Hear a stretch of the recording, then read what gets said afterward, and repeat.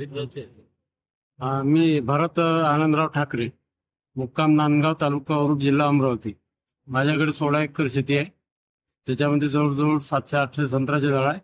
बाकी क्षेत्रामध्ये मी हळद, मिरची, धने हे सगळं प्रोडक्ट म्हणजे कच्चा माल पिकवतो आणि तिथेच कारखाना टाकला आहे. 50 ते 60 लाख रुपये कारखान्याची लागत आहे. त्या कारखान्यामध्ये सगळं प्रोसेसिंग युनिट उभारलेलं आहे. त्याच्यानंतर मी पूर्ण महाराष्ट्राच्या कृषी प्रदर्शने जे असते त्या पूर्ण मी अटेंड करतो. आणि तिथे गेल्याच्यामुळे काय होते का आमचा 4 ते 5 दिवसात सेल होऊन जाते. सेल झाल्याच्या नंतर तिथं आम्हाला होलसेलर 1-2 पार्ट्या मिळतात.